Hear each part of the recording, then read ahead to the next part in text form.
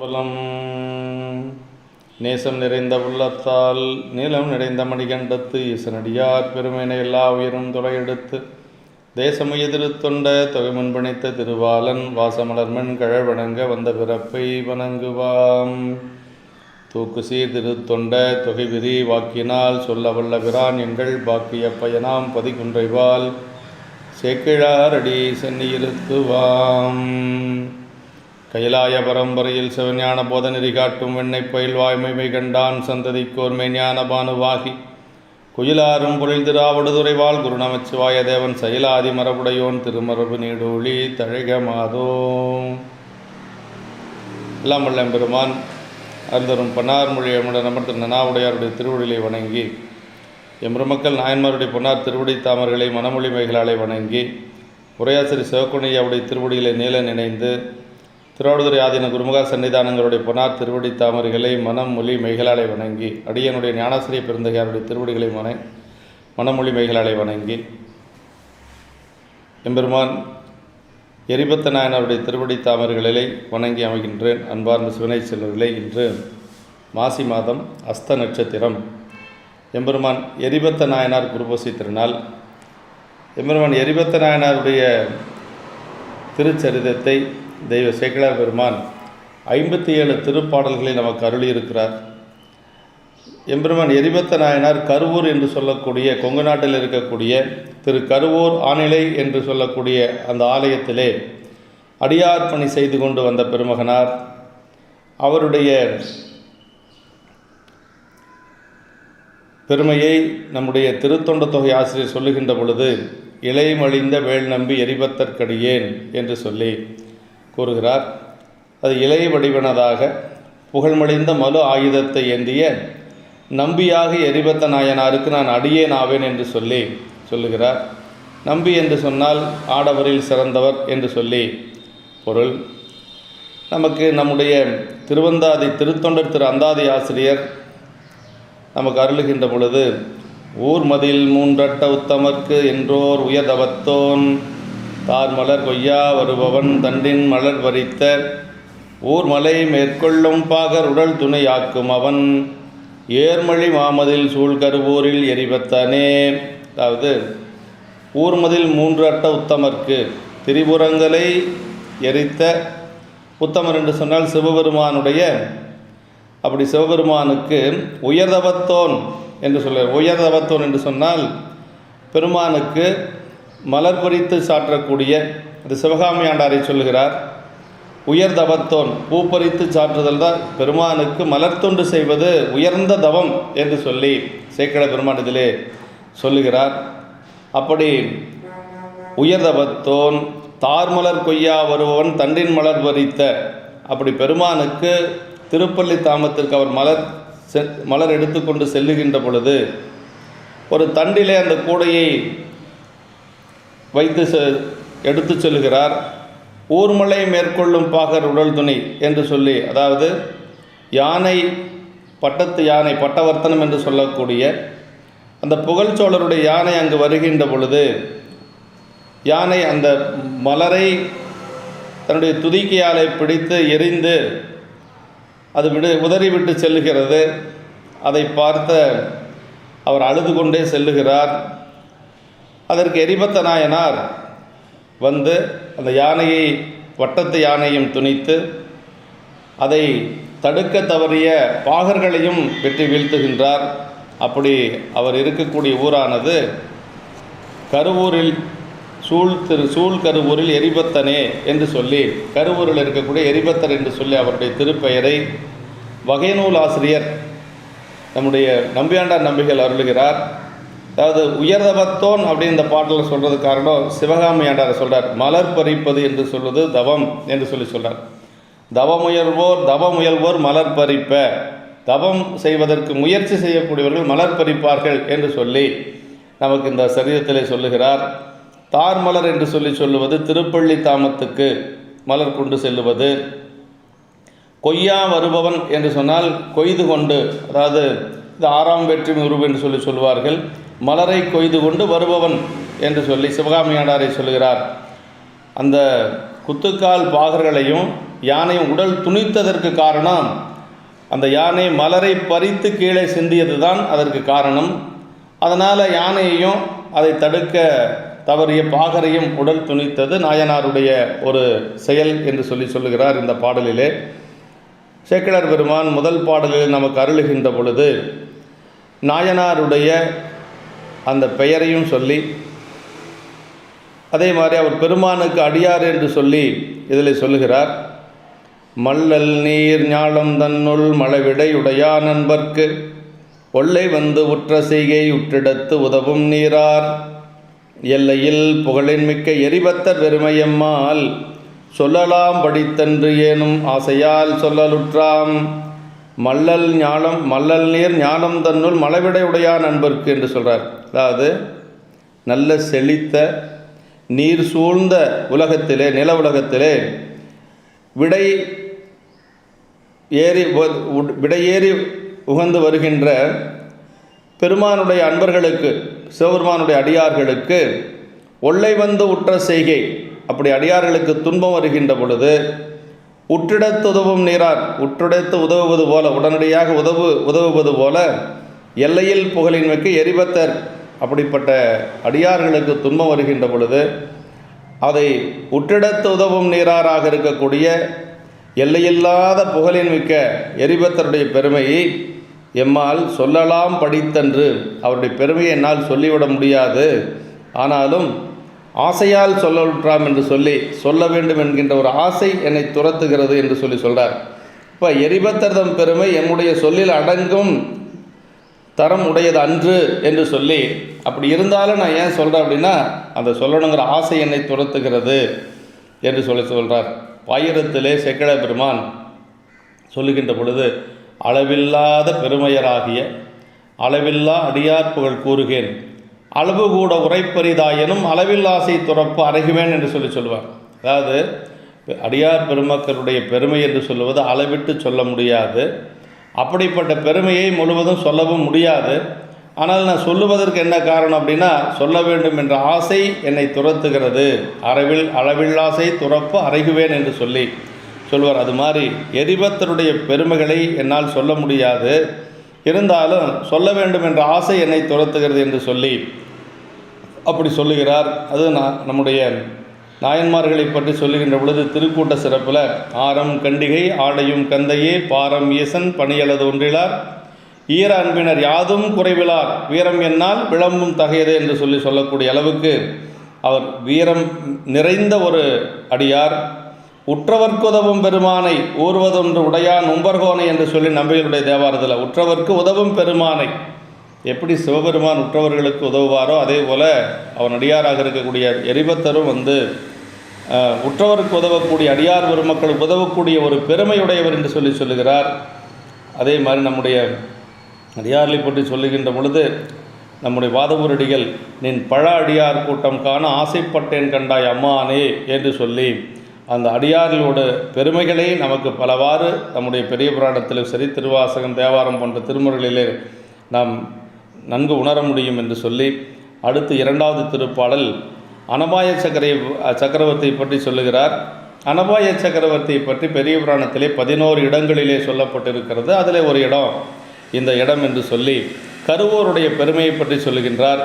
சோழ மன்னர்கள் இமயம் வரை சென்று அவர்கள் போர் செய்து வென்ற பெருமையை இந்த பாட்டில் சொல்கிறார்.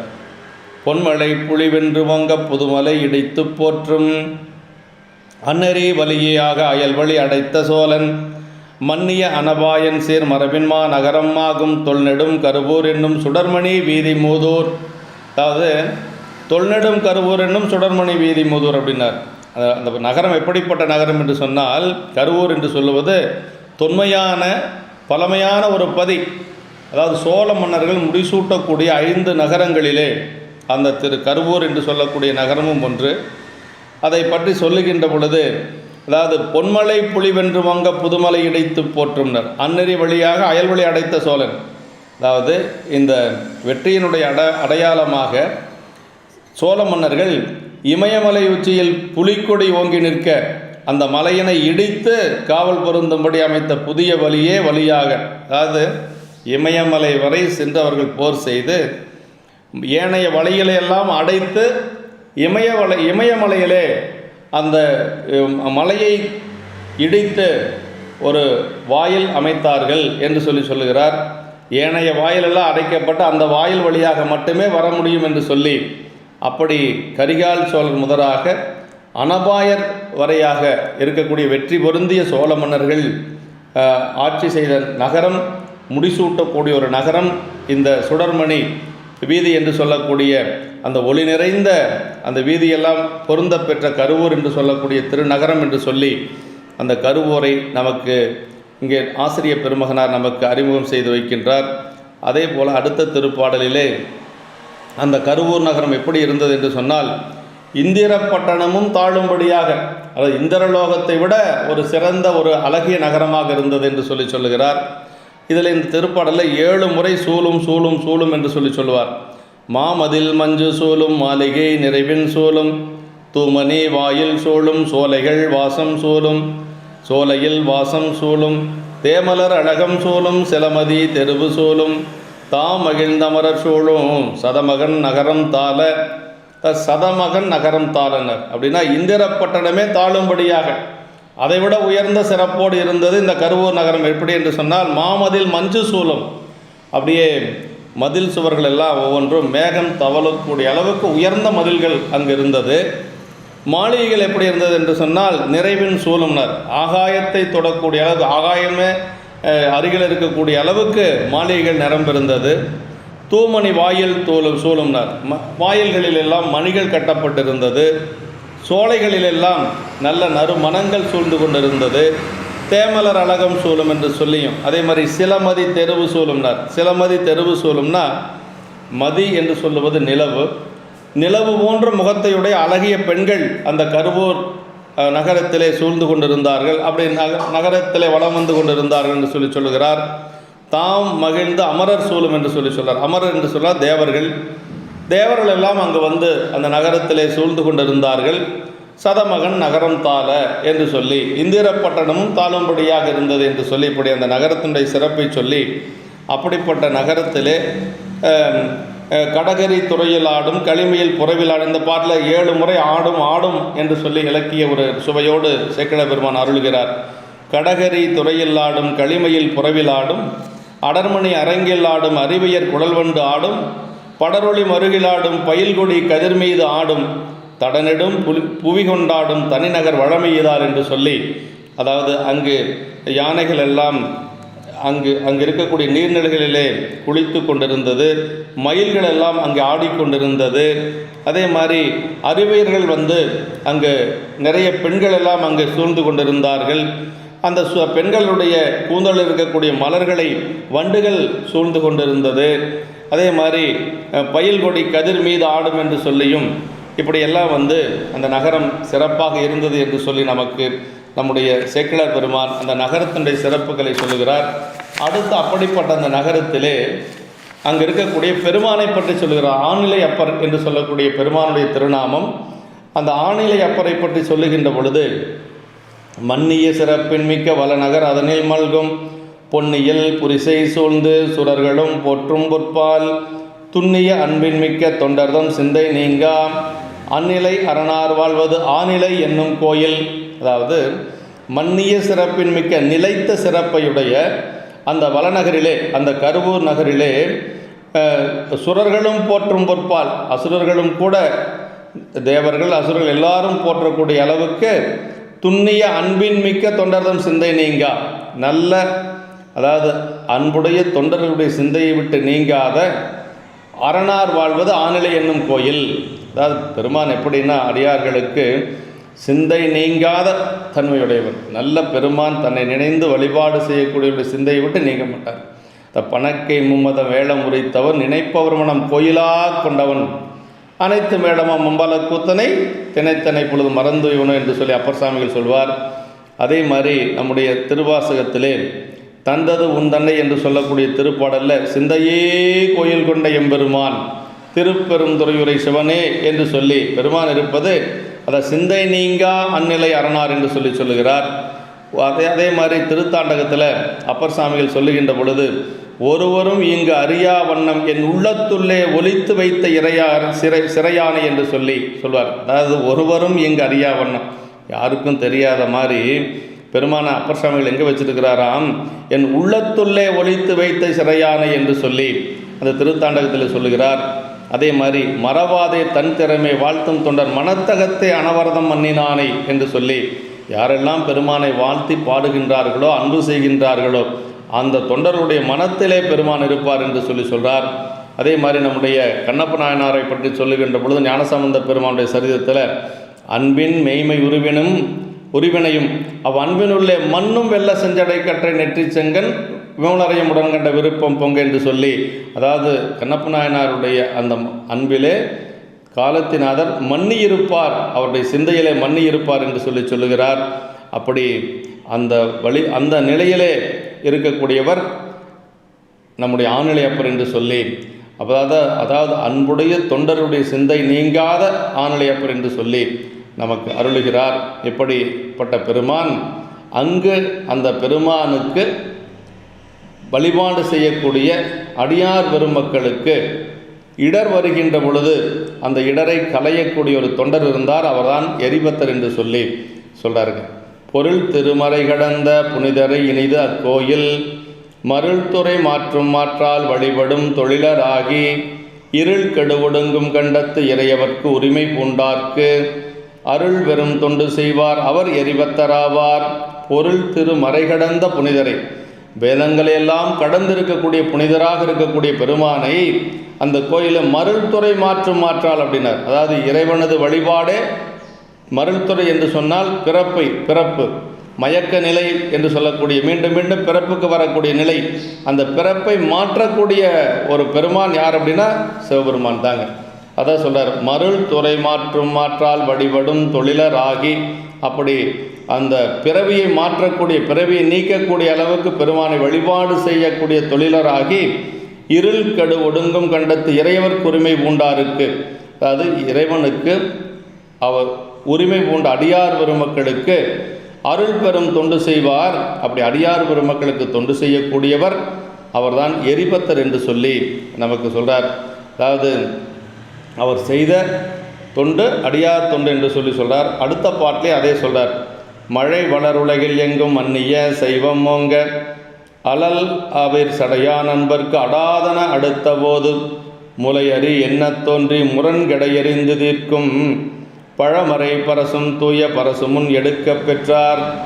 அதாவது இந்த பாட்டில் மலை வளர் உலகில் எங்கும் மன்னிய சைவம் ஓங்க, அதாவது அந்த நீர் நிறைந்த இந்த உலகத்திலே அந்த நிலை பெற்ற சைவம் ஓங்கும் பொருட்டாக அழலவர் சடையான அன்பர்க்கு அந்த பெருமானுடைய அடியார்களுக்கு அடாதன் அடுத்த போது ஏதாவது ஒரு துன்பம் வருகின்ற பொழுது எப்படி வருவார்னு நாயனார் முளையறி என்ன தோன்றி அப்படின்னார். அப்படி குகையிலிருந்து ஒரு சிங்கம் கிளம்புவது போல அப்படி கிளம்பி வந்து முரண்கடை எறிந்ததற்கும் பழமறை பரசும் தூய பரசும் எடுக்க பெற்றார். அப்படி அந்த அடியார் பெருமக்களுடைய துன்பத்தை நீக்குவதற்காக பரசு என்று சொல்லக்கூடிய அந்த மலுவாயுதத்தை தன்னுடைய கையிலே வைத்திருந்தார் என்று சொல்லுகிறார். அதாவது நம்முடைய பெரிய புராணத்திலே அடியார் பணிகள் என்று சொல்லுவது 2 பணிகள். அது மொத்தத்தில் பணி என்று சொன்னால் இறைவன் பணி அடியார் பணி 2. அந்த அடியார் பணியில் 2, அந்த அடியார் பணியில் 2 என்னென்ன அப்படின்னா, ஒன்று அடியார் பணியில் 2ல் ஒன்று வேண்டுவன கொடுத்தல், அடியார்களுக்கு என்ன வேணுமோ அதை கொடுப்பது. இளையான்குடி நாயனார், இயற்பகை நாயனார் இப்படி எல்லாம் அப்படி அவர்கள் அடியார்களுக்கு வேண்டுவன கொடுத்தல் என்று சொல்லக்கூடிய பணியை செய்தவர்கள். இன்னொரு பணி என்னென்னா, அடியாருக்கு ஏதாவது துன்பம் வருகின்ற பொழுது அடாதன அடுத்த போது தீர்க்கும் வீரம். அடியார்களுக்கு துன்பம் என்று வருகின்ற பொழுது அதை தீர்க்கக்கூடிய ஒரு வீரம், அதை வீரம் என்னால் விளம்பும் தகையதோ என்று சொல்லி சேக்கிழ பெருமான் நமக்கு திருக்கூட்ட சிறப்பில் சொல்கிறார். அப்படி 2 பணிகள், ஒன்று அடியார்களுக்கு வேண்டுவன கொடுப்பது, இன்னொன்று அடியார்களுக்கு துன்பம் வருகின்ற பொழுது துடைப்பது. இது 2ல் 2வது பணியை செய்தவர் தான் நம்முடைய நாயனார் என்று சொல்லுகிறார். அதற்காக அவர் கையிலே பரசு என்று சொல்லக்கூடிய ஆயுதத்தை வைத்திருக்கிறார். அப்படி அவர் பணி செய்து கொண்டிருக்கிற பொழுது ஆநிலை அப்பருக்கு தினசரி மலர் தொண்டு செய்து கொண்டு வருகிறார். அவர் அந்த திருப்பள்ளி தாமத்துக்கு மலர் தொண்டு செய்து கொண்டு வரக்கூடியவர் சிவகாமி ஆண்டார் என்று சொல்லி ஒரு பெரியவர். அவர் தினசரி பெருமான் அவருக்கு நந்தவனத்தில் சென்று பூ பறித்து அலங்கள் சாத்தி அப்படியே உள்நரை காதலோடு ஒழுகுவாராம். பெருமானுக்கு மலர் தொண்டு செய்கிறது எப்படி செய்யணுமா? உள்ளோர பெருமானிடத்தில் அன்பு கொண்டு அந்த பணியை செய்து கொண்டு வருகிறார். அப்படி தினசரி வைகரை உணர்ந்து பொழுது விடிவதற்கு முன்பாக அவர் எழுந்து அதே மாதிரி புனல் மூழ்கி நல்ல நீரிலே குளித்து கொண்டு வாய் கட்டிங்கிறார். மலர் பறிக்கின்ற பொழுது நம்முடைய எச்சில் படாமல் இருக்கிறதுக்காக அந்த காலத்திலே வாய்கட்டி மலர் பறித்தல் என்று சொல்லி ஒரு வழக்கு இருந்திருக்கிறது. ஒரு துணியின் மூலமாக வாயினை கட்டி கொண்டு மொய்மலர் நெருங்குவாச நந்தனவனத்து முன்னி அப்படி மலர் இருக்கக்கூடிய நந்தவனத்திலே சென்று அப்படியே தன்னுடைய கையினாலே கமழ்முகை அலரும் வேலை தெய்வநாயகர் நல்ல மனமிக்க மலர்களை எல்லாம் பறித்து கொண்டு பெருமானுக்கு சாத்தும் திருப்பள்ளி தாமும் அவர் தினசரி செய்து கொண்டு வருகிறார். அப்படி செய்து கொண்டு வருகின்ற பொழுது அந்த மலரை எல்லாம் என்ன செய்வார்னா, சிவகாமி ஆண்டார் ஒரு கூடையில் அழகான ஒரு கூடையிலே போட்டு மலரை பறித்து அந்த கூடையை ஒரு தண்டிலே கோர்த்து அந்த தண்டை தன்னுடைய தோல் மீது அப்படி வைத்து கொண்டு வருவார். ஏனென்று சொன்னால் இறைவனுக்கு கொண்டு செல்லக்கூடிய மலர் மற்றும் நிவேதன பொருள்களை காலுக்கு கீழே இப்படி தொங்க விட்டு கொண்டு செல்லுவது மரபில்லை. அதனால் அதை தன்னுடைய தோலுக்கு மேலே அந்த தண்டிலை கோர்த்து கொண்டு செல்லுகிறார். அப்படி செல்லுகின்ற பொழுது கோல பூங்கூடை தன்னை நிறைத்தனர் கொண்டு நெஞ்சில் வாலிய நேசம் கொண்டு மலர் கையில் தண்டும் கொண்டு அங்கு ஆலயம் அதனை நோக்கி அங்கனர்க்கு அமைத்து சாத்தும் காலை உதவ வேண்டி கடுதினில் வாரான் என்றார். அப்படின்னா மலரை பறித்து கொண்டு வேகமாக வர்றார். அந்த மலரை எப்படி பறித்து கொண்டு வர்றார்னா, கோலப்பூம் கூடை தன்னை நிறைத்தனர் கொண்டு அழகிய அந்த மலர்களை எல்லாம் நல்ல அழகான ஒரு கூடையிலே அந்த மலர்களை எல்லாம் நிறைத்து கொள்ளுகிறார். அப்புறம் நெஞ்சில் வாலிய நேசம் கொண்டனர். அப்படி மனசுக்குள்ளே உண்மையான அன்போடு அந்த பெருமானுடைய ஆலயத்துக்கு சென்று கொண்டிருக்கிறார். அப்படியே அந்த தண்டு அந்த கோலிலே அந்த பூங்குடையை கோர்த்து கொண்டு அங்கு செல்லுகிறார். அப்படி அங்கனருக்கு அமைத்து சாத்தும் காலை அந்த சாமிக்கு சாற்றக்கூடிய அந்த காலை நேரம் திருப்பள்ளி தாமத்துக்கு அந்த மலர்களை எடுத்து கொண்டு வேகமாக போகிறார். கடிதினில் வாரான் என்றார் என்று சொல்லுகிறார். அப்படி செல்லுகின்ற பொழுது அந்த நாள் அட்டமை திருநாள் என்று சொல்லக்கூடிய நவமிக்கு முன்பாக இருக்கக்கூடிய நாள். இது அந்த நவமிக்கு முன்பாக இருக்கக்கூடிய அஷ்டமி நாளிலே அவர் செல்லுகின்ற பொழுது புகழ்ச்சோழ நாயனாருடைய பட்டத்து யானை அங்கு வருகிறது. பட்டத்து யானை பட்டவர்த்தனம் அந்த வழியாக அப்படி எப்படி வருதுன்னா ரொம்ப கழிப்போடு வருகிறது. அந்த ஆம்பராவதி என்று சொல்லக்கூடிய அந்த நீரிலே நீராடி விட்டு பெரிய கழிப்போடு அப்படி பொலிமதம் சொரிய அப்படி பாகர்கள் எல்லாம் பின்னாடி வருகிறார்கள். பாகர்களுக்கு முன்பாக அப்படியே ஒரு கழிப்போடு வேகமாக அது அப்படி மதம் கொண்டு அந்த யானை அப்படியே வருகிறது. அப்படி அந்த யானை அருகிலே வருகின்ற பொழுது நாயனாருடைய அந்த தண்டிலே அவர் வைத்திருந்த மலர்களை எல்லாம் பறித்து சிந்துகிறது. அதான் சொல்கிறார், தெருவில் அப்படி வேகமாக அந்த யானை தெருவில் எல்லாம் முட்டி கொண்டு வருகிறது. அப்படி வந்த யானை சிவகாமி ஆண்டாருடைய முன்பாக அவர் தண்டிலே தூங்கும் மலர் கொள் பூக்கூடை தன்னை அப்படின்னார். அப்படி அந்த மலர்கள் எல்லாம் தண்டிலே கோர்க்கப்பட்ட கூடையிலே அப்படியே இருக்கிறது. அந்த மலர்களை எல்லாம் பறித்து அப்படியே சிந்துகிறது. அப்படி சிந்திய உடனேயே அப்படியே நாயனார் பதைத்து விழுகிறார். பதைத்து பொங்கி அந்த யானைக்கு பின்பாகவே துரத்தி கொண்டு ஓடுகிறார். கையிலே ஒரு கோலை கொண்டு அந்த யானையை துரத்தி கொண்டு ஓடுகிறார். அவருடைய ஒரு வயதான ஒரு காரணத்தினாலே அப்படி கீழே விழுந்து கையாலே தரையை அடித்து புலம்புகிறார். அப்புறம் சொல்கிறார், முன் சிவதா என்று சொல்லி இந்த யானை பின்பாக மீண்டும் ஓடுகிறார். ஓட முடியல, ஒரு குறிப்பிட்ட அளவுக்கு மேலே அப்படியே நின்று கொண்டு புலம்பிக் கொண்டிருக்கிறார். சொல்கிறார், களி யானையின் ஈருரியாய் சிவதா, எளியார் வழியாம் இறைவா சிவதா, அழியார் அடியார் அறிவே சிவதா, தெளிவார் அமுதே சிவதா என்று சொல்லி அந்த சிவதான்னா ஒரு அபயக்குரல், பெருமானை நோக்கி ஒரு துன்பம் நிகழ்ந்த பொழுது சொல்லக்கூடிய ஒரு அபயக்குரல், அந்த சிவதா என்று சொல்லுகிறார். அதாவது களியானையின் ஈருரியாய் சிவதான், யானையினுடைய அந்த தோலை உரித்த பெருமானே சிவதா என்று சொல்லி, எளியார் வழியாம் இறைவா சிவதா என்று சொல்லி, அப்புறம் என்ன சொல்றார், அழியார் அடியார் அறிவே சிவதான்னார். அப்படின்னா அன்பு நிறைந்த அடியார்களின் அறிவானவரே சிவதா. அதாவது அன்பு நிறைந்த அடியார்களின் அறிவாக இருக்கக்கூடியவன் பெருமான் என்று சொல்றார். தெளிவார் அமுதே அப்படின்னா தெளிவார்க்கு அமுதம் போன்றவனே சிவதா சிவதா என்று சொல்லி அப்படி புலம்பிக் கொண்டு ஓடுகிறார். அப்படி செல்லுகின்ற பொழுது அவருக்கு எதிராக எரிபத்தர் வருகிறார். எரிபத்தர் வந்து கேட்கிறார், என்ன நிலை என்று சொல்லி கேட்கின்ற பொழுது அவர் நடந்ததை எல்லாம் சொல்லுகிறார். அப்படி சொன்ன உடனேயே அவர் சொல்றார், மன்றவர் அடியார்க்கு என்றும் வழிப்பகை களிரே என்றோ, அடியார்களுக்கு எப்பொழுதும் இந்த யானை பகை என்றோ என்று சொல்லி கொன்றது வீழ்ப்பேன் என்று கொலைமொழி எடுத்து வந்தார். அந்த அடியாருக்கு துன்பம் செய்த அந்த யானையை நான் கொன்று வீழ்த்துவேன் என்று சொல்லி அந்த மழுவை எடுத்து கொண்டு அங்கே ஓடி வருகிறார். அப்படி வருகின்ற பொழுது வந்தவர் அந்த தொண்டர்தமை கண்டு வணங்கி, உம்மை இந்த வள்ளிடும்பை செய்த இந்த துன்பம் செய்த யானை எங்கு உற்றது என்று சொல்லி எரிபத்த நாயனார் சிவகாமி ஆண்டரிடத்தில் கேட்கிறார். அவர் சொல்றார், இந்த வழியாகத்தான் இந்த யானை சென்றது என்று சொல்லுகின்ற பொழுது, இங்கு இது பிழைப்பது எங்கே இனி என்று சொல்லி, அந்த யானை எப்படி பிழைத்து விடும் என்று சொல்லி நான் பார்த்து விடுகிறேன் என்று சொல்லி அந்த மழுவோடு செல்லுகிறார். வேகமாக சென்று அந்த மதம் பிடித்த யானையினுடைய வேகத்தை முந்தி அவர் அந்த யானையின் மீது அப்படியே பாய்ந்து அந்த யானையை பாய்ந்து பிடிக்கிறார். அதான் சொல்றார், சுடர்மழு வளத்தில் வீசி கொண்டு எழுந்து ஆர்த்து சென்று காலினால் குலுங்க பாய்ந்தார் அப்படின்னார். அப்படி பாய்ந்து அந்த யானையின் மீது தாவி விடுகிறார். அப்படி பாய்ந்த உடனேயே அந்த யானைக்கு கோபம் வருகிறது, அந்த யானை சீறுகிறது. அப்படி யானையும் அந்த சீற்றத்தோடு இருக்கின்ற பொழுது அந்த யானையை இவர் துணித்து விடுகிறார். அந்த துணித்து விட்டதை எப்படி சொல்றாருன்னா, அச்சம் தாய் தலை அன்பின் முன்பு நிற்குமே என்று சொல்லி, இந்த தாய் தலை அன்பின் முன்பாக அந்த பயம் என்று சொல்லுவது எப்பொழுது இருக்காது என்று சொல்லி, ஏன்னா அவர் அடியார் மீது வைத்திருந்த அன்பின் முன்பாக இந்த யானையனுடைய கோபமே அங்கே ஒன்றும் நிற்க முடியவில்லை என்று சொல்லி தகைந்து பாய்ந்து அந்த யானையின் மீது பாய்ந்து தோய்தனி தடக்கை வீழ அப்படியே தும்பிக்கு கீழே விழும்படியாக மலிவினாலே துணித்த தொண்டர் அப்படியே அங்கு யானையை துணித்து நிற்கிறார். அப்படி அது மட்டுமல்ல, யானை அப்படி வீழ்ந்து விடுகிறது. அதை தடுக்க தவறிய குத்துக்கோல் பாகர்கள், யானையை செலுத்தக்கூடியவர்கள் மொத்தம் 5 பேரையும் அவர் வெட்டி வீழ்த்துகிறார். அதற்கு பிறகு அங்கு அந்த பட்டவர்த்தனம் என்று சொல்லக்கூடிய பட்டத்து யானையும் பட்டது. அதே மாதிரி அந்த குத்துக்கால் பாகர்களும் இறந்து பட்டார்கள்.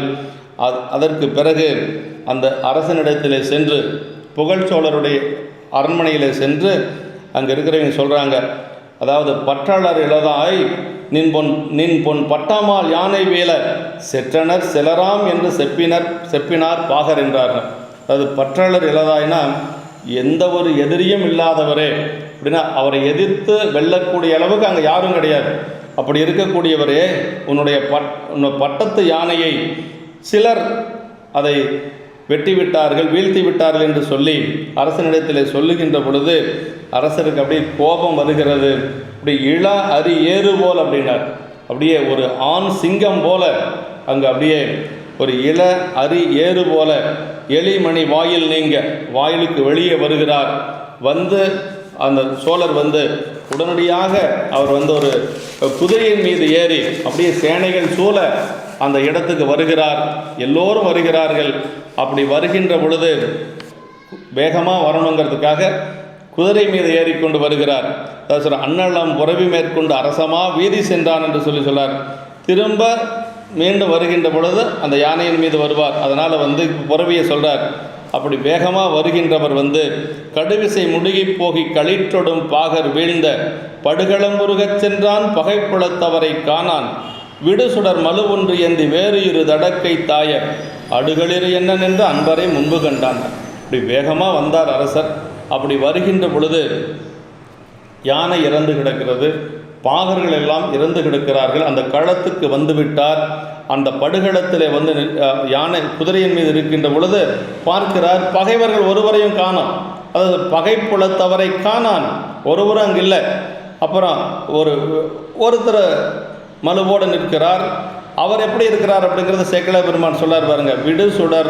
விடுசுடர் மழுவொன்று ஏந்தி வேறு இரு தடக்கை தாய. யானைக்கு ஒரு கை இல்லையா, தும்பிக்கை. ஆனால் இந்த யானைக்கு 2 கையோட ஒரு யானை போல நிற்கிறாராம் எரிபத்த நாயனார். சேக்கிழார் பெருமான் சொல்லார், 2 கையை சொல்லார்.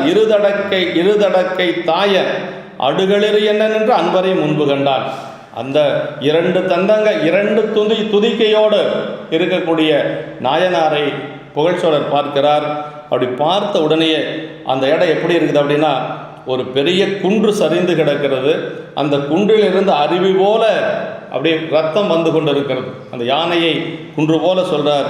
அந்த யானையினுடைய அந்த குருதி வருகின்றதை ஒரு அருவி, ஒரு மலையிலிருந்து அருவியில் நீர் கொட்டுவது போல வருதான். அவ்வளோ பெரிய யானை இறந்து கிடக்கிறது. அதிலிருந்து ரத்தமெல்லாம் வந்து கொண்டு இருக்கிறது.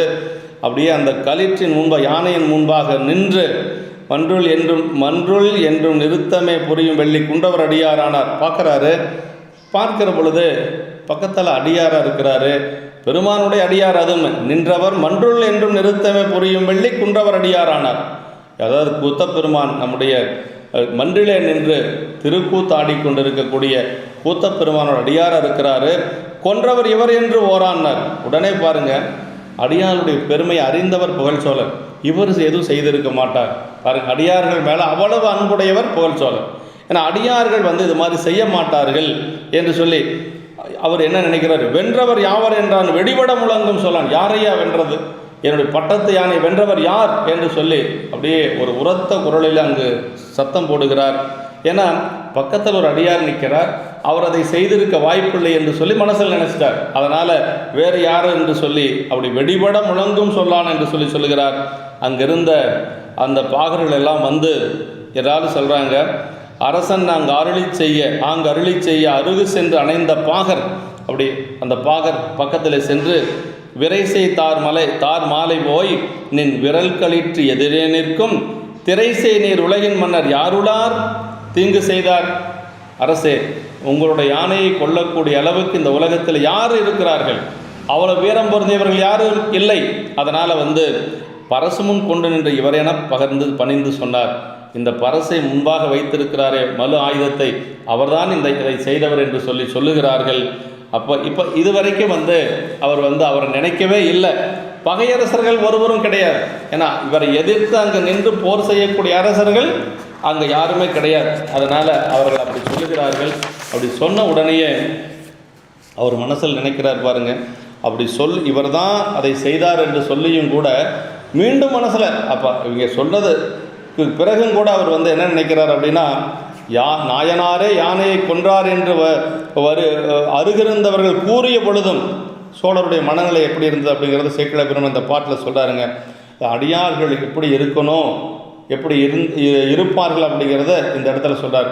குழையணி காதினானுக்கு அன்பராம் குணத்தின் மிக்கார் பிழைபடி நன்றி கொள்ளார் பிழைத்தது உண்டு என்று உட்கொண்டு மலைமத யானை சேனை வரவினை மாற்றி மற்ற உலைவய புறவி மேல் சென்று இழித்தனன் உலகம் மன்னன் அப்படின்னு. அப்படி இப்போ தான் அவர் என்ன நினைக்கிறாருன்னா, குழையணி காதினானுக்கு அன்பராம் குணத்தில் மிக்கார், சிவபெருமானுக்கு அடியார். அதாவது குழையணிந்து கொண்டு இருக்கக்கூடிய, அதாவது பெருமான் வலது காதில் தான் குலை அணிந்திருப்பார். அதாவது குலை என்று சொல்வது வலது காதில் அணியக்கூடியது, அது வீரத்திற்கு இலக்கணம்.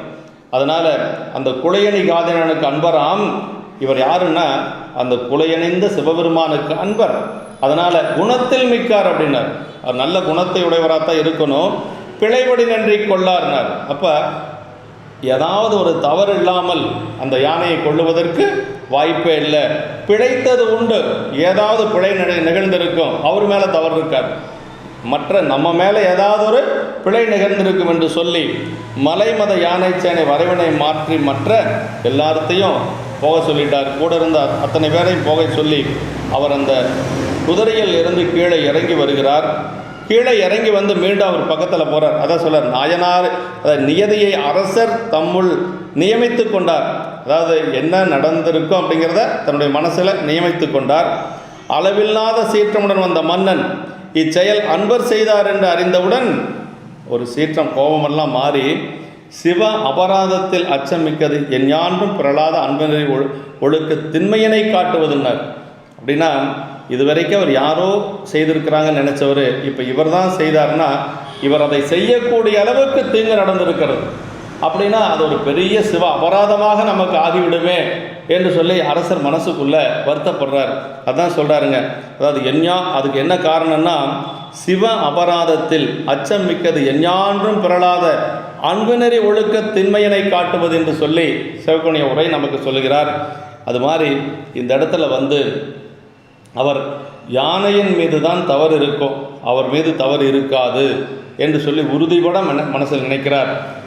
அப்படி அதான் மீண்டும் என்ன நினைக்கிறார்னா, இந்த மைத்தடம் குன்று போல மதக்களிர், ஒரு மலை போல இருக்கக்கூடிய இந்த யானையின் முன்பாக இந்த மெய்த்தவர் சென்ற பொழுது, இப்படிப்பட்ட ஒரு அடியார் அங்கு செல்லுகின்ற பொழுது வேறு ஏதாவது தீங்கு நிகழாமல் இருந்ததுக்கு நான் செய்த ஒரு தவம் என்று சொல்லி, ஏன்னா வேறு ஏதாவது இவருக்கு ஒரு துன்பம் வந்திருந்தா அது என்ன ஆகிறது? ஒரு அடியாருக்கு ஒரு துன்பம் என்று சொன்னால் அது பெரிய சிவ அபராதம். அதனால் என்ன சொல்றாரு, அதாவது வேறொன்றும் புகுதாவிட்டது அத்தவம் உடையேன் ஆனேன் அம்பலவான நண்பர் இத்தனை முனிய கெட்டேன் என்கோலோ பிழை என்று அஞ்சி.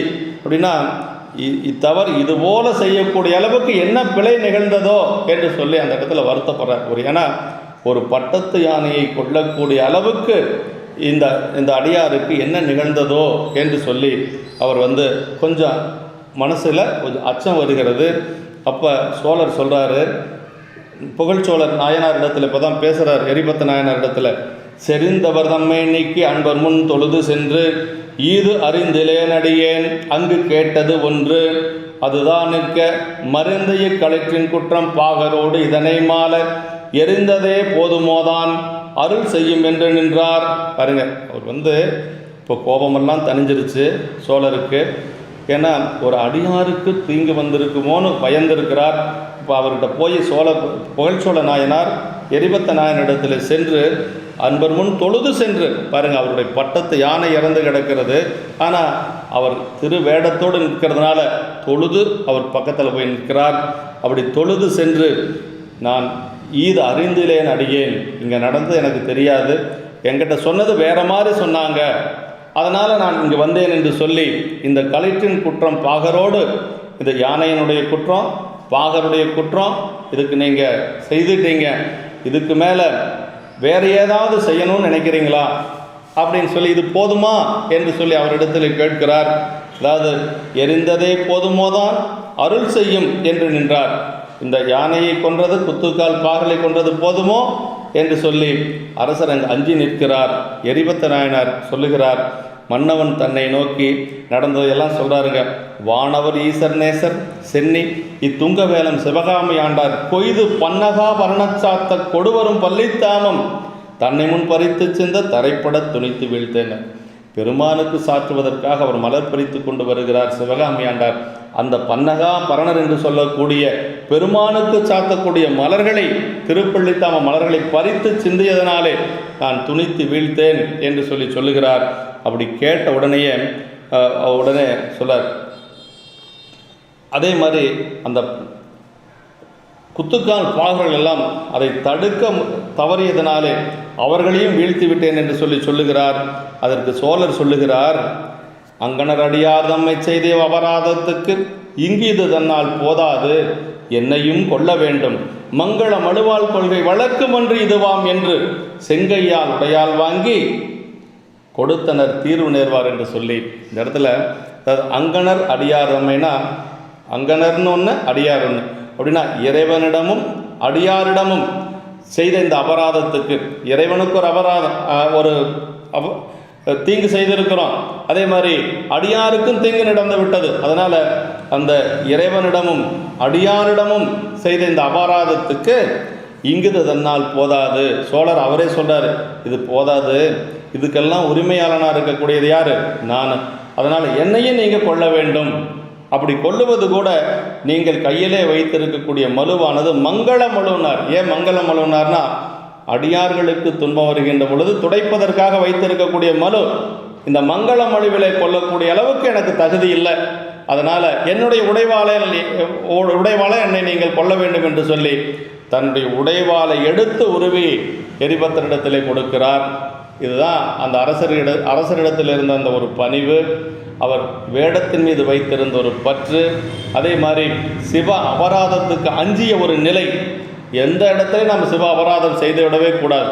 அடியார்களுக்கு எந்த துன்பமும் நாம் செய்ய மனசில் கூட நினைக்கக்கூடாது. அதுதான் நமக்கு சொல்லப்பட்டிருக்கிறது. அதான் சொல்கிறார், அப்படி தீர்வு நேர்வார் என்று சொல்கிறார். என்ன இந்த இடத்துல என்ன சொல்கிறாருன்னா, சோழர் நீட்டிய வாளை எரிபத்தர் வாங்க, அதாவது அப்படி அந்த சோழர் வாளை அவரிடத்தில் கொடுக்கிறார். அதை வாங்கக்கூடாதுன்னு நினைக்கிறார் எரிபத்தர். ஆனால் வாங்கலைன்னா அந்த வாள் மூலமாக தன்னை அவர் மாய்த்து கொள்வார் என்று சொல்லி அந்த வாளை வாங்குறார். சொல்கிறார் பாருங்க, வெந்தலல் சுடர்வாள் வீட்டும் வெந்தனை நோக்கி கெட்டேன், அந்தமிழ் புகழான் அன்புக்கு அளவின்மை கண்டேன் என்று தந்தவாள் வாங்க மாட்டார் தன்னைத்தான் துறக்கும் என்று சிந்தையால் உணர்வுற்றஞ்சி வாங்கினார் தீங்கு தீர்ப்பார். அப்படின்னா, அதாவது சோழர் நீட்டிய அந்த வாளினை எரிபத்தர் வாங்க மாட்டாதவராக இருந்தும் தாம் வாங்காவிடில் அரசர் தம்மைத்தாமே மாய்த்து கொள்வார் என்று உணர்ந்தவராகி பயந்து தீங்கு வாராமல் காக்கும் கருத்தினாலே கையில் வாங்கினார். சோழரின் புகழுக்கு அளவில்லை, அவருடைய அன்புக்கும் அளவில்லைன்னு சொல்கிறாருங்க. அதாவது அந்தமிழ் புகழான அன்புக்கு அளவின்மை கண்டேன்கிற சோழருடைய புகழ்ச்சோழ நாயனார் ஒரு பெரிய அரசர். அவர் அடியார்கள் மீது வைத்திருந்த அன்புக்கும் அதே மாதிரி அவருடைய புகழுக்கும் அளவின்மை கண்டேன் என்று சொல்லி அதை அளவிட்டு சொல்ல முடியாது என்று சொல்லுகிறார். அப்படி தந்தவாள் வாங்க மாட்டார் தன்னைத்தான் துறக்கும் என்று, அப்படி நான் வாங்காத போனால் அவர் தன்னை மாய்த்து கொள்வார் என்று சொல்லி அந்த வாளை வாங்குகிறார். வாங்கியவர் என்ன செய்கிறார் அப்படின்னா, வாங்கிய தொண்டர்மும் மன்னனார் தொழுது நின்றே, அதாவது எரிபத்தர் வாங்கிட்டார் அந்த வாளை வாங்கிய எரிபத்தர் முன்பாக தன்னை கொள்ள வேண்டும் என்று சொல்லி தொழுது நிற்கிறார் புகழ்ச்சோழர். அதுதான் அடியாருடைய பெரிய அன்பு என்று சொல்லுவது. ஈங்கு என்னை வாளினால் கொண்டு என் பிழை தீர்க்க வேண்டி, நீங்கள் என்னுடைய வாளினால் என்னை கொன்று என்னுடைய பிழையை நீங்கள் தீர்க்க வேண்டும் என்று சொல்லி அப்படியே பணிந்து நிற்கிறார். ஓங்கி உதவி செய்ய பெற்றனன் இவர்வால், நாம் செய்த குற்றத்திற்கு இவர் எனக்கு தண்டனை கொடுப்பதன் மூலமாக எனக்கு இவர் பெரிய ஓங்கிய உதவி செய்ய பெற்றனன், பெரிய உதவி எனக்கு செய்கிறார் என்று சொல்லி கருதுகிறார். அந்த நிலையை பார்த்து எரிபத்த நாயனார் அஞ்சி விடுகிறார். அப்படியா எரிபத்தர் பயந்து அவர் என்ன செய்கிறார்னா, அவர் கொடுத்த வாளை, சோழர் புரிந்தவர் கொடுத்த வாளை அன்பர்தம் கழுத்தில் போட்டி அருந்திடல் உற்றபோதில் அரசனும் பெரியோர் செய்கை இருந்தவாறு இது என் கெட்டேன் என்றெதிர் கடிதில் சென்று பெருந்தடம் தோளால் கூடி பிடித்தனன் வாளும் கையும். இப்போ எரிபத்தர் கையிலே வாளை வாங்குகிறார். வாங்கியவர் என்ன நினைக்கிறார்னா, இப்படிப்பட்ட சோழருக்கு நான் தீங்கு செய்து விட்டேனே என்று சொல்லி அவர் மனதிலே அஞ்சி கொஞ்சம் அவர் நாணமுற்று தன்னுடைய கழுத்திலே வாளை பூட்ட முற்படுகிறார். அதாவது புரிந்தவர் கொடுத்த வாளை, புரிந்தவர்னா சோழர் கொடுத்த வாளை அன்பர்தம் கழுத்தில் பூட்டி எரிபத்தர் தன்னுடைய கழுத்தை அறிவதற்காக பூட்டுகிறார். அப்படி பூட்டுகின்ற பொழுது அரசனும் அப்போ புகழ்ச்சோழர் என்ன செய்கிறார்னா, பெரியோர் செய்கை இருந்தவாறு இது என், பெரியவர்கள் எல்லாம் இப்படித்தான் நடந்து கொள்ளுவார்கள் என்று சொல்லி நான் கெட்டேன் என்று சொல்லி வேகமாக சென்று அந்த வாளை பறித்து, அது மட்டுமல்லாது தன்னுடைய தோளினாலே அவரை அணைத்து கொள்ளுகிறார். அந்த வாளும் அவர் கையையும் பிடித்து கொள்ளுகிறார் சோழர். அதற்கு பிறகு வலவனார் விடாது பற்ற மாதவர் வருந்தி நிற்ப அளவிலா பருவில் வந்த இடுக்கனை அகற்ற வேண்டி களமணி களத்து செய்ய கண்ணுதல் அருளால் வாக்கு சொல்றார். கிளறொளி விசும்பின் மேல் எழுந்தது பலரும் கேட்பென்று சொல்லி அப்படியே அப்படி சோழர் அந்த வாளையும் கையையும் பிடித்து தடுக்கிறார். தடுத்ததுக்கு பிறகு அவர் எரிபத்தர் வருந்தி நிற்கிறாராம். நம்மளுடைய கழுத்தை நாம் அறிந்திருக்கணும், என இப்படிப்பட்ட சோழருக்கு தீங்கு நினைத்தோமே என்று சொல்லி அவர் வருந்தி நிற்கிறார். அப்போ ஒரு அசரீரியாக வானத்திலிருந்து ஒரு ஓசை தோன்றுகிறது. என்ன சொல்கிறாருன்னா, அளவிலா பரிவில் இடுக்கனை அகற்ற வேண்டி, அதாவது அளவில்லாத அன்பு இருந்தாலும் துன்பம் வருமா, அப்படி 2 பேரத்துக்குள்ள அளவில்லாத அன்பு இருந்ததுனால அந்த துன்பத்தை அகற்ற வேண்டி களமணி களத்து செய்ய கண்ணுதல் அருளால் வாக்கு, அப்படி திருநீலகண்டத்தை அணிந்த பெருமானுடைய அருளினாலே ஒரு வாக்கு தோன்றுகிறது. அப்படியே அந்த வாக்கு என்ன, எல்லாரும் கேட்குற மாதிரி அந்த வாக்கு தோன்றுகிறது. அந்த அசரீரி என்ன அப்படின்னா சொல்கிறார், தொழும் தகை அன்பின் மிக்கீர் தொண்டினை மண்மேல் காட்ட செழுந்திரு மலரை இன்று சினக்கரி சிந்த திங்கள் கொழுந்தனி வேணை கூத்தர் அருளினால் கூடிற்றென்று அங்கு எழுந்தது பாகரோடும் யானையும் எழுந்ததென்றேனர். அந்த ஒரு வாக்கு எப்படின்னா தொழுந்தகை அன்பின் மிக்கீர் அப்படின்னார். தொழுந்தகை அன்பின், அதாவது ஆகாயத்திலிருந்து ஒரு செம்மை தரும் கண்ணுதல் பெருமான் அருளினாலே அப்படி ஞான ஒளிகிளரும் விசும்பில் பலரும் கேட்குமாறு எழுந்த திருவாக்குனர். அப்படி பெருமானுடைய திருவருளினாலே அந்த வாக்கு வருகிறது. என்ன சொல்ற, தொழுந்தகை அன்பின் மிக்கீர் தொண்டனை மண்மேல் காட்ட, யாவரும் தொழும் தகமையுடைய அன்பினால் மிக்கீர்களே.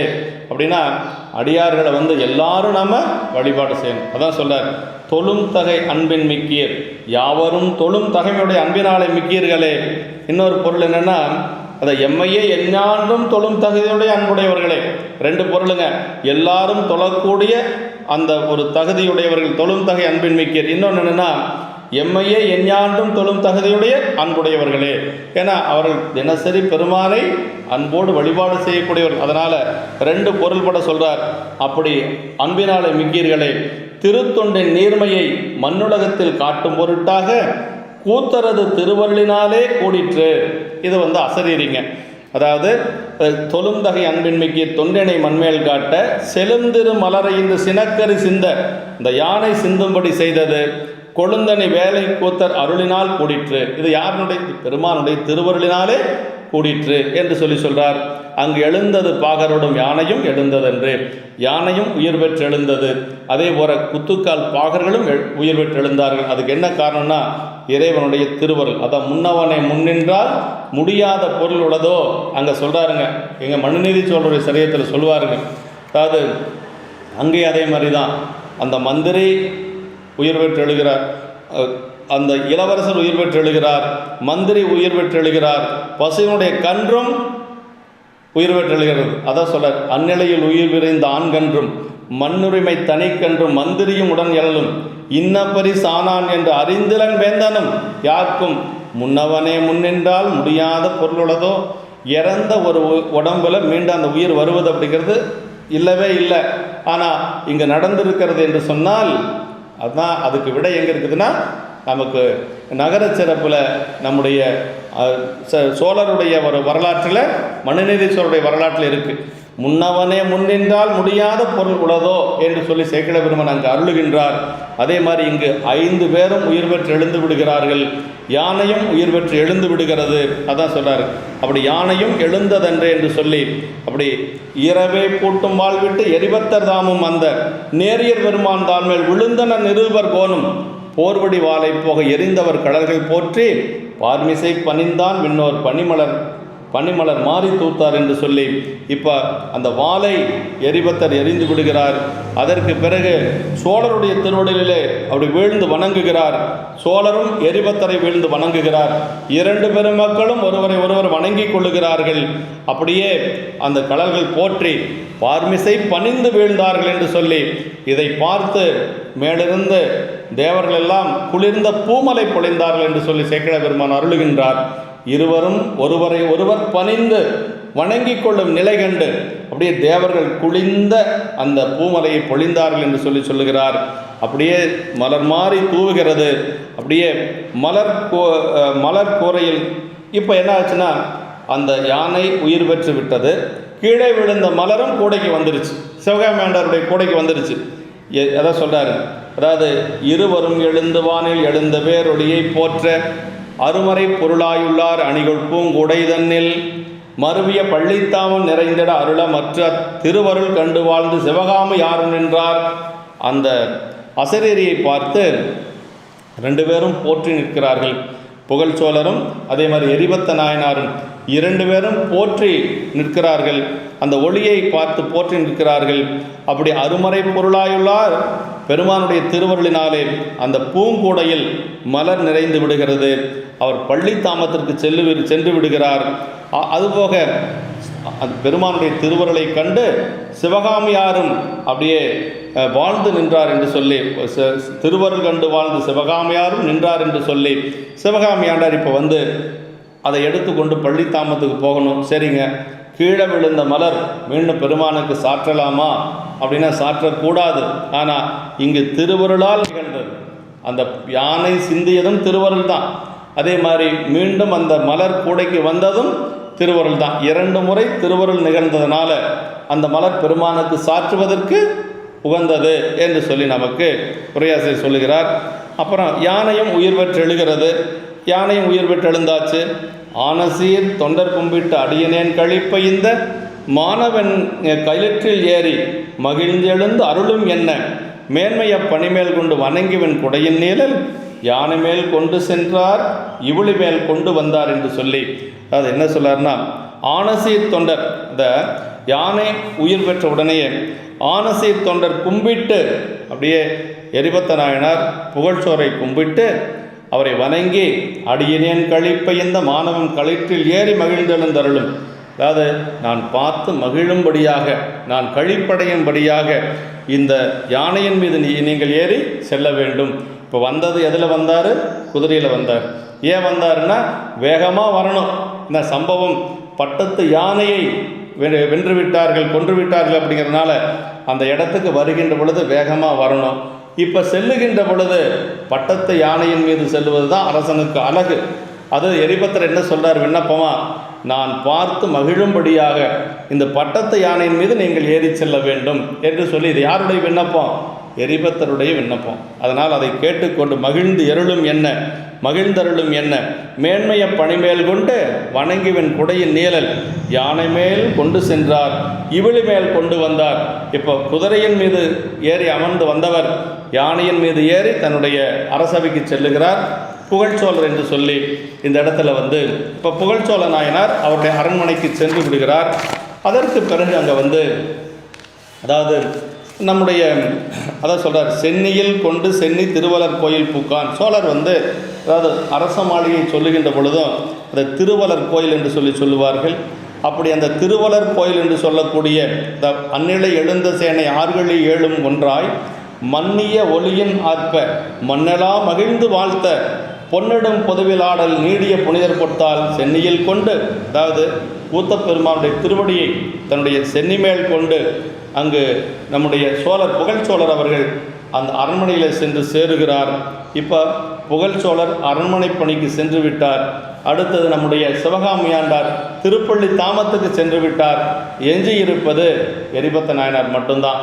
அதாவது புகழ்ச்சோழருடைய பணி என்ன என்று சொன்னால் அரசு பணி. அரசு பணி எப்போ வேணாலும் செய்யலாம். அதே மாதிரி அவருடைய பணி, சிவகாமி ஆண்டாருடைய பணி என்னன்னா, இறைவனுக்கு திருப்பள்ளி தாமம் கொண்டு செல்லுவது. அந்த திருப்பள்ளி தாமத்தை எப்போ வேணாலும் பெருமானுக்கு சாற்றலாம். ஆனால் எஞ்சி இருப்பது எரிபத்த நாயனாருடைய பணி என்னென்னா அடியார் பணி. அந்த அடியார் பணி எப்போ வேணாலும் செய்ய முடியாது, வாய்ப்பு கிடைக்கிற பொழுது மட்டும்தான் செய்ய முடியும். அந்த வாய்ப்பு கிடைக்கிற பொழுது மட்டும்தான் செய்யக்கூடிய அந்த பணியை உடனே கிடைக்கல அவருக்கு பணி செய்கிறதுக்கு, அந்த பணியை தேடிக்கொண்டு சென்றார் என்று சொல்லி சேக்கிழ பெருமான் நமக்கு அருளுகின்றார். அப்போ இறைவனுடைய பணி, அரசு பணி, அதை விட ஒரு பங்கு மேலாக இருக்கக்கூடிய பணி அடியார் பணி என்பது இந்த சரித்திரத்தில் சொல்லப்படுகிறது. இந்த பாட்டில் சொல்கிறார், தம்பிரான் பணி மேல் கொண்டு சிவகாமியாரும் சார எம்பிரான் அன்பரான எரிபத்தர் தாமம் என்னே அம்பலம் நிறைந்தார் தொண்டர் அறிவதற்கறியார் என்று செம்பியன் பெருமையுண்ணி திருப்பணி நோக்கி சென்றார். தம்பிரான் பணி மேல் கொண்டு சிவகாமியாரும் சார, அது தம்பிரான் பணி, சிவபெருமானுடைய பணி, எப்போ வேணாலும் செய்யலாம், போயிட்டார் அவர். எம்பிரான் அன்பரான எரிபத்தர் தான். இப்போ எரிபத்த நாயனர் என்ன நினைக்கிறாராம், அம்பலம் நிறைந்தார் தொண்டர் அறிவதற்கறியார் என்று பெருமானுடைய அடியார்களுடைய பெருமைகளை நாம் அறிந்து கொள்ளவே முடியாதுன்னு நினைக்கிறாராம். ஏன்னா புகழ்ச்சோழர் ஒரு அரசராக இருந்தாலும் இவ்வளவு அன்பு வைத்திருக்கக்கூடிய ஒரு அரசரை பார்க்கவே முடியாது. அதான் நினைக்கிறாராம், அம்பலம் நிறைந்தார் தொண்டர் அறிவதற்கறியார் என்று அவர்களை அறிந்து கொள்ளவே முடியாது என்று சொல்லி அந்த செம்பி என்ன சோழர், அந்த சோழருடைய பெருமை உண்ணி திருப்பணியை தேடிக்கொண்டு சென்றார் என்று சொல்லுகிறார்.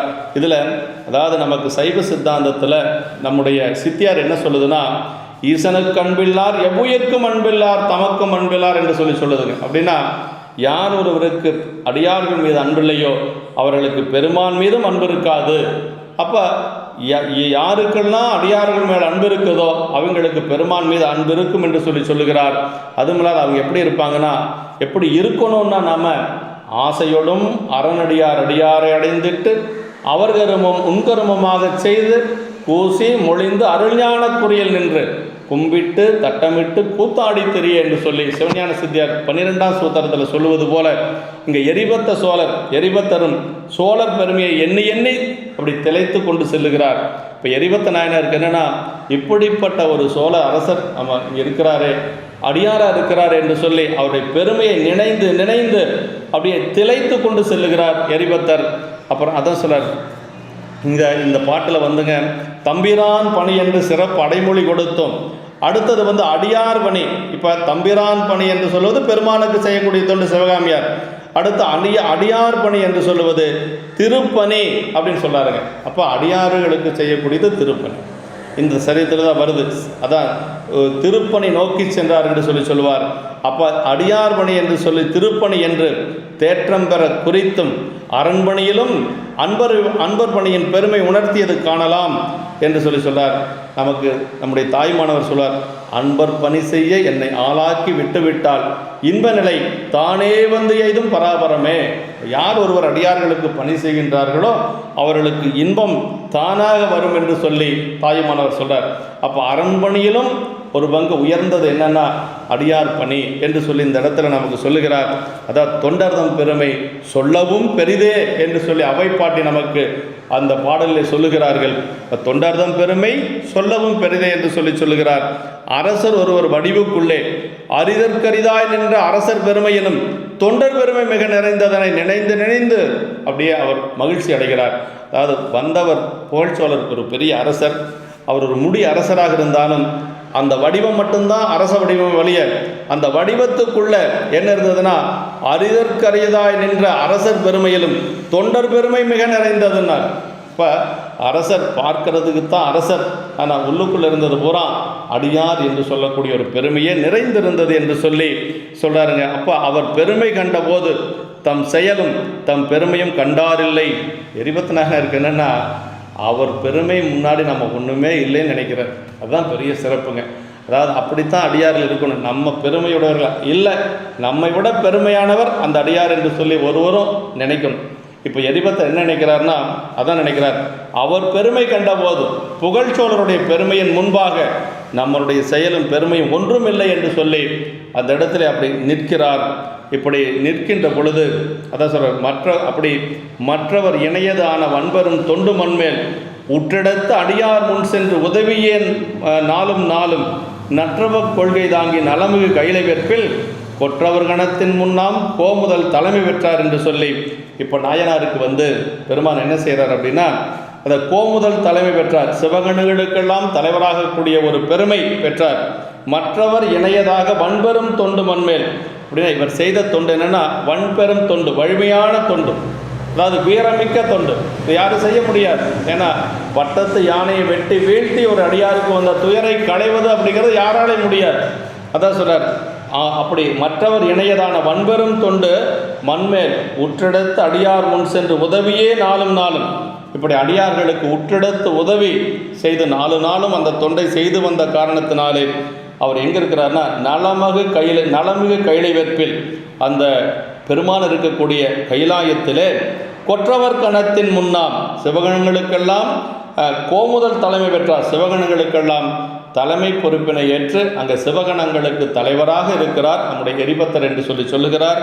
இப்போ கடைசியாக சரிதத்தினுடைய நிறைவாக நம்முடைய சேக்கிழ பெருமான் நமக்கு அருளுகின்ற பொழுது என்ன சொல்றார்னா, இவங்களுடைய பெருமைகளை இவர்கள் ஒவ்வொருவரும் ஒவ்வொரு மேல் வைத்திருக்கக்கூடிய அன்பையும் நம்ம யாராலும் அளவிட்டு சொல்ல முடியாது அப்படிங்கிறார். இப்போ யாருன்னா சொல்ல முடியும்னா சிவபெருமான் ஒருவனை தவிர வேறு யாராலும் சொல்ல முடியாது. அதான் சொல்றார், ஆளுடை தொண்டர் செய்த ஆண்மையும் தம்மை கொள்ள வாலினை கொடுத்து நின்ற வளவனார் பெருமைதானம் நாளும் மற்றவர்க்கு நல்கும் நம்பர்தாம் அளக்கிலன்றி நீளும் எத்தொண்டின் நீர்மை நினைக்கலார் அளக்க வல்லார் அப்படின்னா ஆளுடை தொண்டர் செய்த ஆண்மையும்னார்.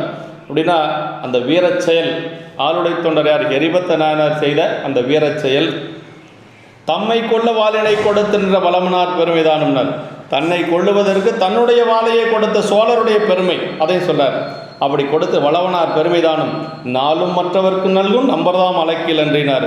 நாளும் அவர்களுக்கெல்லாம் அருள் செய்யக்கூடிய அருள்கள் நல்கும் நம்பராகி இறைவர் தாமே அளந்தால் அன்றி சொல்றாருங்க, நாளும் மற்றவர்க்கு நல்கும் நம்பர்தாம் அளக்கிலன்றி நீளும் இத்தொண்டின் நீர்மை நினைக்கிறார் அளக்க வல்லார். அப்படின்னா அதாவது நீளச் செல்லுகின்ற, அது நீண்டு கொண்டே செல்லுகின்ற, அப்படின்னா வளர்ந்து கொண்டே சென்று கொண்டு இருக்கக்கூடிய இந்த திருத்தொண்டினுடைய தன்மைகளை நினைக்கும் இடத்து யாவர் அளக்கும் வன்மையுடையராவர். அப்படின்னா என்ன அர்த்தம்னா ஒருவரும் இல்லைன்னு அர்த்தங்க. அப்படின்னா இதனுடைய இந்த சரிதத்தில் ஒரு வினா, அடியாருடைய தொண்டையும் அடியாருடைய பெருமைகளையும் யார் அளக்க வல்லார் அப்படிங்கிறது ஒரு வினா.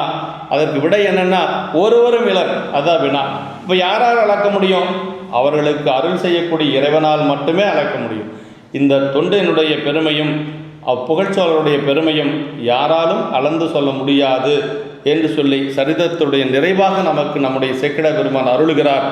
ஆளுடை தொண்டர் செய்த ஆண்மையும் தன்னை கொள்ள வாலினை கொடுத்து நின்ற வளவனார் பெருமைதானும் நாளும் மற்றவர்க்கு நல்கும் நம்பர்தாம் அளக்கிலன்றி நீளுமை தொண்டின் நீர்மை நினைக்கிறார் அளக்க வல்லார் என்று சொல்லி நமக்கு அந்த பெரியவர்களுடைய அவர்கள் செய்த தொண்டினுடைய தன்மைகளை பெருமைகளை நாம் யாராலும் அளவு சொல்ல முடியாது என்று சொல்லி நமக்கு சரிதத்தை நிறைவாக்கி காட்டுகிறார். அதாவது இறைவனுக்கு தொண்டு செய்வது யார் வேணாலும் செய்யலாம், ஆனால் அடியார்களுக்கு தொண்டு செய்கிறதுக்கு திருந்திய மனம் வேணுங்க, நல்ல ஒரு பக்குவம் வேணும். இல்லைன்னா அடியார்களுக்கு தொண்டு செய்வது இயலாது. இப்போ எரிபத்த நாயனார் அந்த வகையில் அடியார்களுக்கு தொண்டு செய்து சிவகணங்களுக்கெல்லாம் தலைவராக கூடிய ஒரு நிலையை அடைய பெற்றார் என்று சொல்லி எரிபத்த நாயனாருடைய திருவடிகளை நாம் மனம் மொழி மெய்களாலே வணங்கி, அதே மாதிரி புகழ்ச்சோழருடைய திருவடிகளையும் மனமொழி மெய்களாலே வணங்கி, இவங்களுடைய பெருமைகளை எல்லாம் நம்மால் சொல்ல முடியாது, அளவிட்டு சொல்ல முடியாது. பாயிரத்தில் நமக்கு சேக்கிழ பெருமான் அருளுகின்ற பொழுது அதான் சொல்லாருங்க, அதாவது அவங்களுடைய பெருமைகளை சொல்லவே முடியாதுங்க. அப்படி சொல்லவே முடியாத பெருமைகளை நான் ஏன் சொல்லுகிறேன் என்று சொன்னால், சொல்ல வேண்டும் என்று சொல்லி ஒரு ஆசை என்னை துரத்துகிறது. அதான் சொல்ற, அளவில்லாத பெருமையராகிய அளவில்லா அடியார் புகழ் கூறுகேன் அளவு கூட உரைப்பரிதாயினும் அளவில்லாசை துறப்பு அறைகுவேன் என்று சொல்லி அந்த பாயிரத்தில் சொல்லுவது போல அவருடைய பெருமைகளை முழுமையாக சொல்லிவிட முடியாது. இருந்தாலும் நான் ஏன் சொல்லுகின்றேன் என்று சொன்னால், சொல்ல வேண்டும் என்று சொல்லி ஒரு ஆசை என்னை துரத்துகிறது, அதனாலே சொல்லுகிறேன் என்று சொல்லி அங்கு சொல்லுவது போல இங்கேயும் ஆரம்பத்திலேயே நமக்கு சேக்கிழ பெருமான் அவருடைய பெருமைகளை சொல்ல வருகின்ற பொழுது நம்முடைய எரிபத்த நாயனாருடைய பெருமைகளை என்ன சொல்றாருன்னா, எரிபத்தர் பெருமையம்மால் சொல்லலாம் படித்தன்று ஏனும் ஆசையால் சொல்லலுற்றாம் என்று சொல்லி முதல் பாட்டிலேயே சொல்லிடுறார். அவருடைய பெருமைகளை எல்லாம் அளவிட்டு சொல்ல முடியாது, இருந்தாலும் சொல்ல வேண்டும் என்ற ஒரு ஆசையினாலே நான் சொல்லுகிறேன் என்று சொல்லி எரிபத்ததம் பெருமை எம்முடைய சொல்லில் அடங்கும் தரம் உடையதன்று, அது சேக்கிழ பெருமானே சொல்லிட்டார். ஆயினும் ஆசையினால் சொல்லத் தொடங்குகின்றேன் என்று சொல்லி மீண்டும் ஒரு முறை நாயனாருடைய திருவடிகளை வணங்கி நம்முடைய குருமதா சன்னிதானங்களுடைய திருவடியெல்லாம் வணங்கி அமைகின்றோம். என்றும் இன்பம் பெருகும் இயல்பினால் ஒன்று காதலை துள்ளமும் ஓங்கிட மன்றுளார் அடியார் அவர் வான்புகழ் நின்றதெங்கும் நிலவி உலகலாம்.